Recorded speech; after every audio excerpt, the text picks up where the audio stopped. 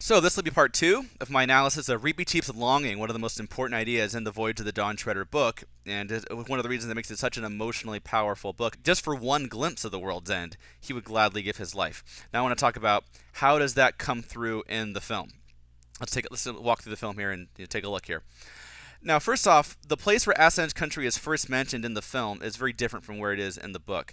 In the book, Caspian explains that his main intention is the Seven Lords, but then turns the floor over to Reepicheep and says, but Reepicheep has an even higher hope. And so even Caspian's excited, and Edmund later in this scene talks about Aslan's country in an awed voice. So all the other characters are really excited about this too. In the movie, it may be the case that no one else knows that Reepicheep wants to go to Aslan's country. He tells Lucy. She might be the only person that knows that Reepicheep wants to go there. People are well aware of it in the book. Caspian certainly knows it because he shares it with all of them. And they to an extent, they share his excitement for going there. Also, the verse. In the book, you get to actually read the verse, of course. You can't just skip that part. It's pretty hard to not notice that. You get to read the words and everything. And then the fact that we're taking this whole paragraph to say this is probably important. In the movie, it was reduced to nothing more than background noise for this really epic shot of the Dawn Treader. Really cool shot, actually. I was enjoying it. I was going, wow, this is pretty neat. There's this cool shot where they're just kind of establishing the size of the ship and the layout and everything. It's shortly after the kids have arrived on board. And then in the background, we hear some annoying "Later sky and what to eat, well, the waves go sweet." It's just some sort of bubblegum commercial sounding music. It's not emphasized at all. It's just a sort of an afterthought. Unlike the book, where it's Reepicheep explains his longing for Aslan's country in the same scene as the Seven Lords, so they're all given kind of equal value. If anything, Aslan's country is probably given more value and even higher hope, Caspian calls it. Here it's this is all about finding the Seven Lords. And then the next scene, as an afterthought, we have Reepicheep talking about Aslan's country. And maybe the others don't even know about that. It's just not as big of a deal in the movie. Then Lucy's talking to Reepicheep, and he mentions that the Dryads sung him that verse, and he's never forgotten the words, And then Lucy asks him, so what do you think's after the Lone Island? And he says, oh, I think it's Aslan's country. And she says, oh, do you really think there is such a place?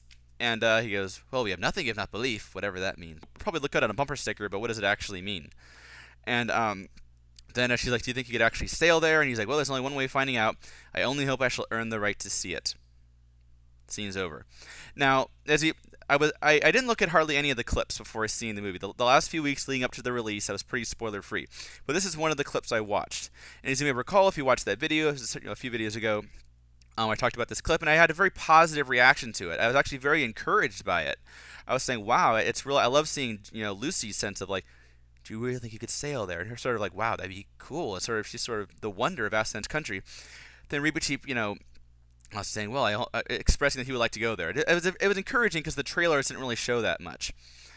What I didn't realize is that was going to be the only scene in the movie until we get to Aslan's country where he even talks about it, about how badly he wants to go there.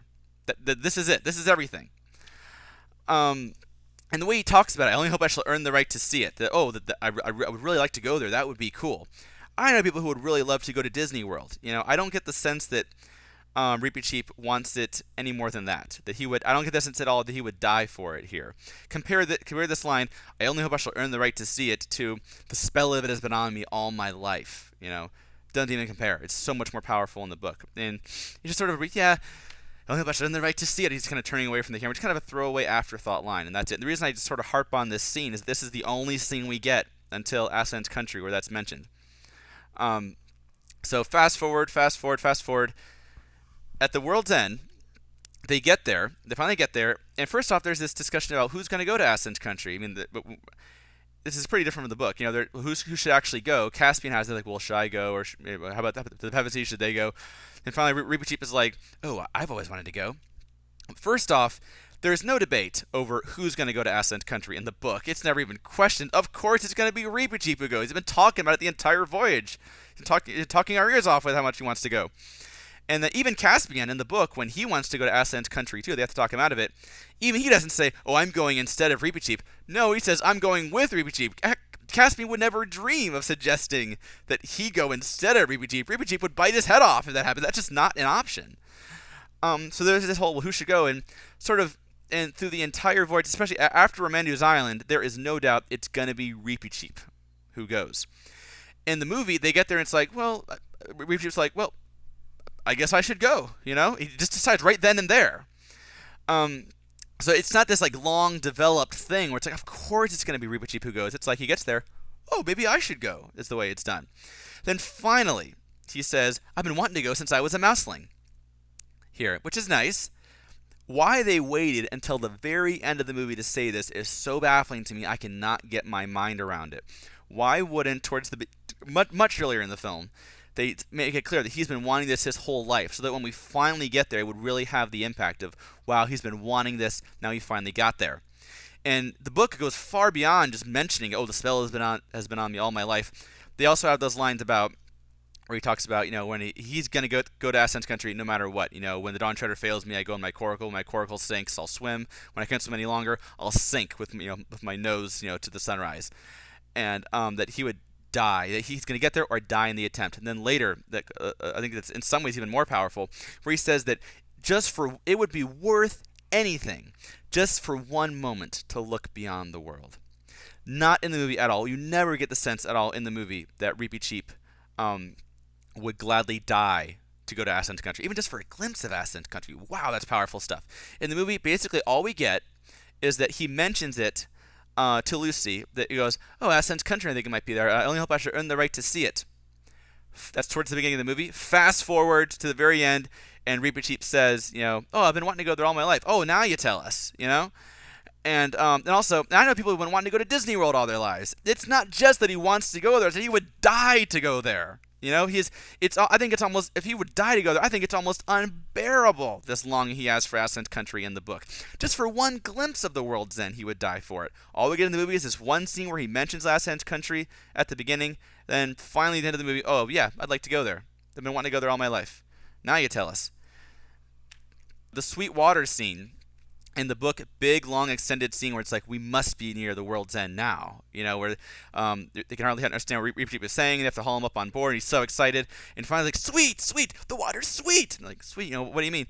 Finally, he's like, he repeats the verse again to them. They all take a sip. Caspian takes a sip, and it's like light. It's drinkable light. Then Lucy's like, well, this is so strong, we're not going to have to eat anything else now. That's how strong it is. Then Reepicheep says, we must be near the world's end by now. And I'm really summarizing it. That's a really long scene. This big moment where it's like, oh my gosh, he wasn't kidding when he said sweet waves. He was serious. We must be near the world's end by now. It's such an exciting moment. In the movie, it was reduced to, he jumps in, sweet, the water's sweet, it's sweet, and they all kind of giggle.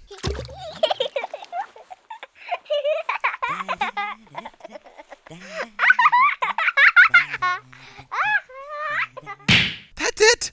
We don't get the reaction of, we must be near the world's end by now, and everyone sort of passing the bucket around and being this really big moment. This movie is only an hour and 45 minutes long. There's no reason it couldn't have been longer. The first two movies, I think Wardrobe was about 2 hours, 10 minutes. Caspian was closer to 2 hours and 20 minutes. No reason it couldn't have been longer, except for commercial reasons, of course. So it's just sort of, I think that if you're not a fan of the book, I think you have to be a fan of the book and be really paying attention to even catch the part where he discovers the water's sweet. Like, oh, the water's sweet. It's all done to sort of rush through it. It's thrown in there. It's not emphasized. It's not treated like it's important at all. It's a little Easter egg for fans. If you haven't read the book, maybe you'll catch it on like second or third viewing. Oh, the sweet water, yeah. It's just not emphasized at all. It's not treated like it's important. It's just an Easter egg thrown in for fans. They also have this idea in the movie where, first off, Reepicheep says, I only hope I shall earn the right to see it. It was like, earn the right? What's he talking about? Then Aslan continues that and says, my country was made for noble hearts. Basically, your heart is noble, so you can come to my country, It's a choice that he makes. He wants to go there in the book. In the movie, it's like, though my country was made for noble hearts and not for unnoble hearts or whatever. I don't know. I didn't buy into that at all. I didn't think it made his journey as powerful. The fact that you earned it somehow. That's definitely not an idea in the book at all. He didn't earn it. They also completely removed this idea from the film. In the book, when they go to Aslan's country, there's this idea that in order to wake the last three lords, they have to go to Aslan's country and leave someone from their crew there. And of course, that's never even questioned. It's going to be Reepicheep. They never suggest anybody else for that. They totally remove that from the movie. So it's like they get there and it's like, well, I think Edmund even says, well, we come this far. I might as well go a little further, you know. So, um, in the book, the two ideas, the Seven Lords plot and the Reepicheep's longing for Aslan's country, they come together. It is through Reepicheep reaching his heart's desire that the Seven Lords are saved. That those two come together. That's not in the movie. It's just kind of an afterthought in the movie. So Reepicheep's longing is so I think downplayed to be an understatement. They mention it's a place he wants to go, and all these powerful ideas in the book are just not there at all. Some people have mentioned. I'll just mention this briefly. That the scene where Reepicheep is on the prow during the storm is that you really see his longing there. And again, I don't see how you can see that unless you've already read the book and you're reading into that scene. The context of the scene is that it's this montage about the storm, and Eustace is saying, "Oh, he's one of those. Everyone else is as miserable as me, except for that mouse, who I think he says is one of those glasses always half full types." I think that what we're getting here is that Reepicheep is really brave and wants to adventure, and a storm isn't gonna kill his spirits. I don't see how you can interpret that as it's about Aslan's country unless you've already read the book. If we pretend the book doesn't exist, the idea in the film itself, it does not stand alone. It's not there. It's mentioned earlier. Oh yeah, it's a place he'd like to go. And then later in the movie, you have that prow shot. I don't see that at all. I think you really have to already know the book. Piggyback right on the emotional depth in the book. It's not there in the movie at all. This is the most disappointing thing for me about the movie, and this is probably my biggest problem with it, is that the thing that idea that's so important in the book and so powerful in the book, it's just not there. Now, does it have to be just as powerful? Am I complaining that it's not as powerful as it is in the book? I mean, yeah, but that's not my main issue. My main issue is that it's just not powerful. It's just not really there. Why couldn't they have at least have him talk about how much he was willing to sacrifice his life just for one glimpse? Those ideas just aren't in the movie at all. And so this is, as an adaptation, this is my biggest problem with the movie, that theme, that idea just wasn't there. All the emphasis is on finding the Seven Lords. There's actually a quote from Reepicheep. It's just from the book where they go. I'm sure I'll talk about this in future videos when I talk about the Seven Lords plot.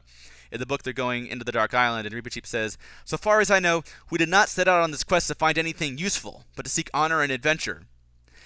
In the movie, it's definitely to find things useful. It's not to seek honor and adventure, And so it's the idea of longing that I love so much in the book is just not in the film.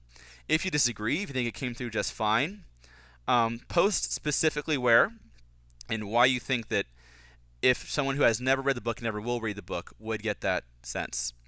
I'm looking at it as a standalone film, and I don't see it. I think they have missed the emotional and, in my opinion, the thematic essence as well of the book. This is why when they get to the world's end, it's a pretty nice scene by itself. It doesn't have its power because they have not been, unlike the book where they've been setting it up through the entire story. Then he finally gets there.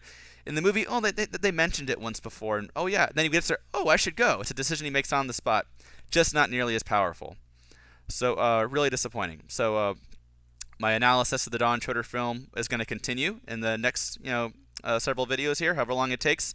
But this was the most important thing for me, and so it was important to start with that first. So, the real analysis of the Don Trotter film certainly continues.